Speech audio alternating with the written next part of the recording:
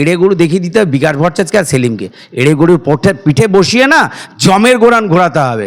ওই মনে আছে যে জিমলয় জীবন্ত মানুষের একটা সিনেমা ছিল ভানুর, ওই ভানু যেমনভাবে তাড়া করেছিল এদেরকে এই এড়ে গরু দিয়ে তাড়া দিতে হবে, মোষকে দিয়ে ছেড়ে দিতে হবে, তাহলে টের পাবে এদের কেমন লাগছে। গরু মোষে পিঠে বসে মাথায় ঘোল ঢেলে এদের এই বাংলা থেকে তাড়ানো দরকার।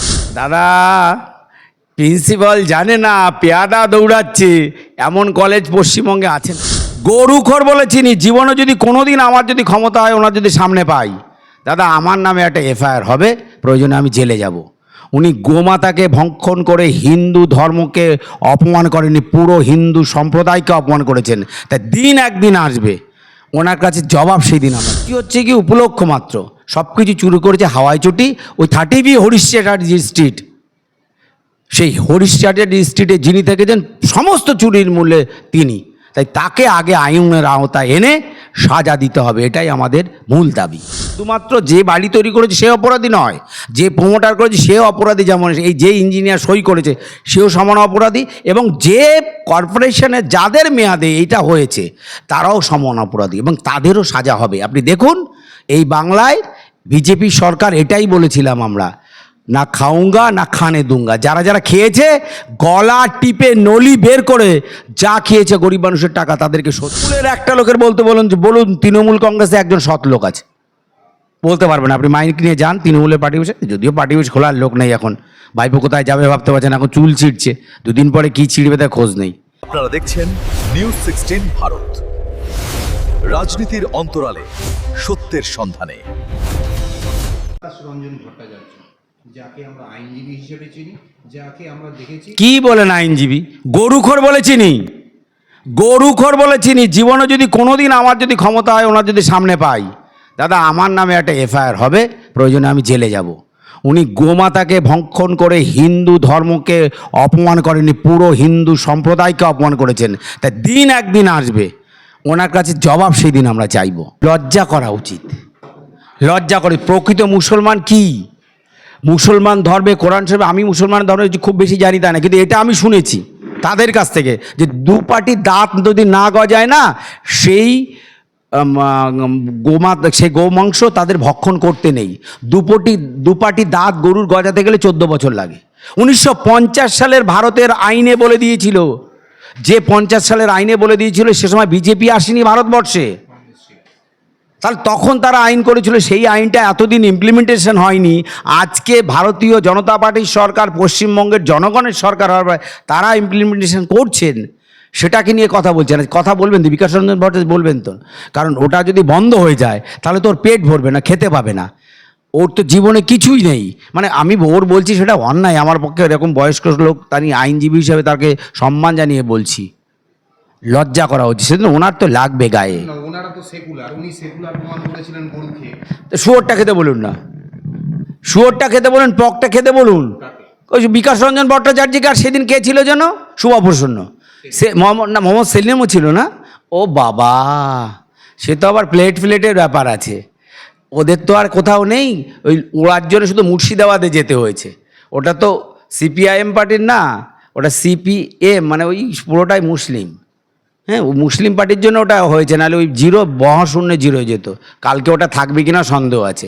তা ওই জন্য সেলিম শুধু খুঁজে বেড়াচ্ছে কোথায় এম আছে সেখানে যাবে, আর কোথাও যাবে না। এরাই ঘোলা জলে মাছ ধরছে।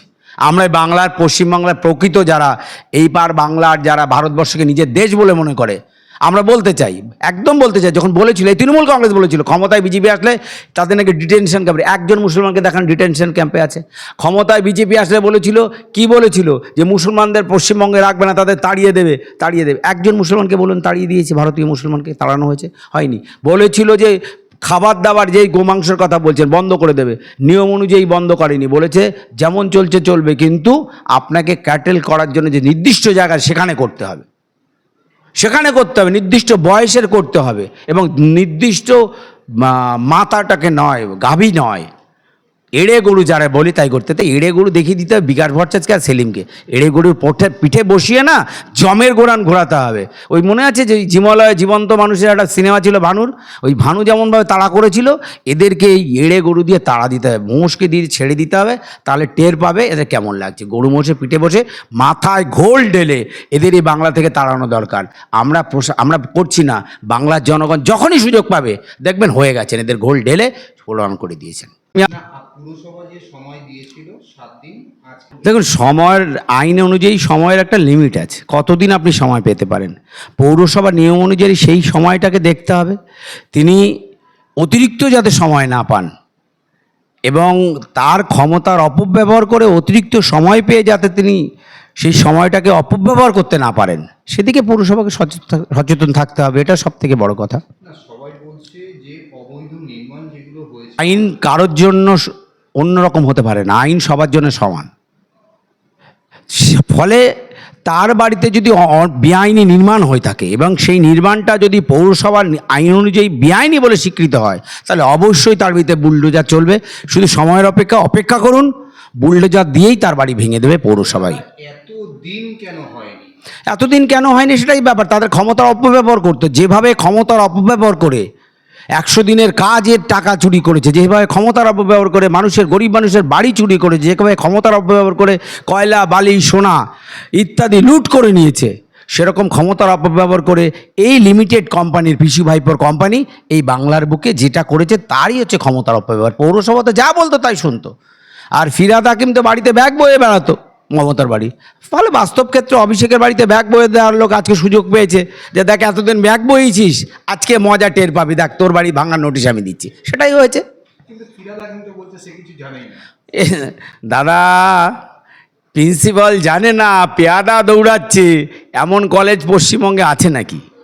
তার মানে কি প্রিন্সিপাল না দেখেই বলছে আমি কিছু দেখিনি, আবার এদিকে সই করে দিচ্ছিস, ঠিক সে তেমনভাবেই তাকে বাধ্য হয়ে সে এই কাজটাই করেছে, তাকে বলতে হবে, কারণ না বললে আবার ওই যে যার বাড়িতে টালির চালা ইট মেরেছিল সে আবার রেগে গিয়ে দল থেকে বের করে দিলে আবার এখন মেয়রের পদটাও চলে যাবে, সেই জন্য ভয় পাচ্ছে।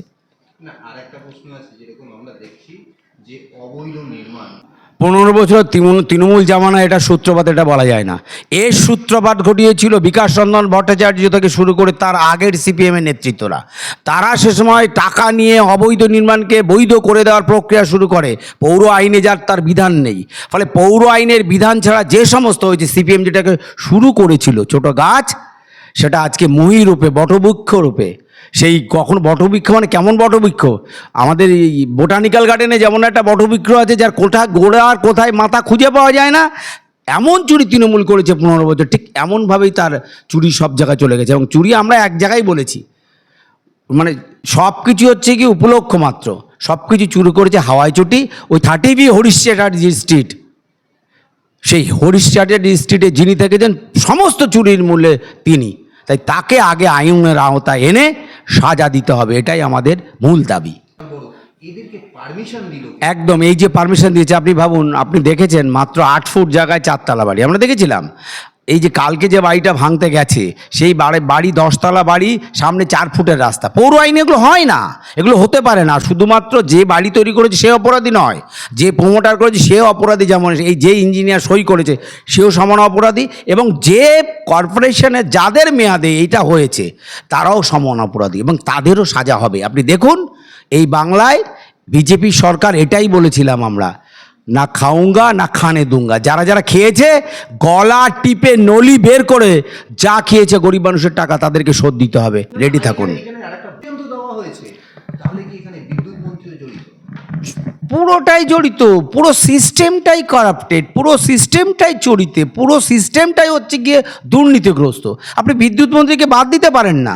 একটা মানে এমন একটা বিষয় আসছে যে পুরো, আমরা বারবার বলি যে কথাটা, আমাদের মাননীয় মুখ্যমন্ত্রী তিনিও বারবার বলছে যে প্রশাসনিক দুর্নীতির একটা প্রাতিষ্ঠানিক রূপ নিয়েছিল তৃণমূল কংগ্রেসের আমলে, এবং এই লিমিটেড কোম্পানি তারা এই দুর্নীতিটাকে বিরাট বটবৃক্ষ পরিণত করেছিল। না, এবার কি কলকাতায় দাদার বুল্ডোজার চলছে? দেখুন, দাদার বুলডোজার বলে কিছু হয় না, তবে হ্যাঁ, মাননীয় শুভেন্দু অধিকারীকে এত বছর দেখার সুর হবে যে দেখেছি, তিনি যে কথাটা বলেন যে আমার ডায়েরিতে লেখা থাকলো, আমি জানি উনি জানেন এবং ওনার ডায়েরিতে লেখা আছেন যারা যারা এই দুর্নীতি করেছে নিশ্চয়ই একে একে তিলে তেলে সাজা হবে এবং তাদের বিচার হবে। আপনি লিখে রাখুন, আমি থাকি আর না থাকি, আমাদের প্রশাসন যত সময় থাকবে, আমাদের মুখ্যমন্ত্রী যত সময় থাকবে, যতদিন ভারতীয় জনতা পার্টি এই পশ্চিমবঙ্গের প্রশাসনে থাকবে, একজনও দুর্গাপ্রসাদ ছাড়া পাবে না, সবার সাজা হবে।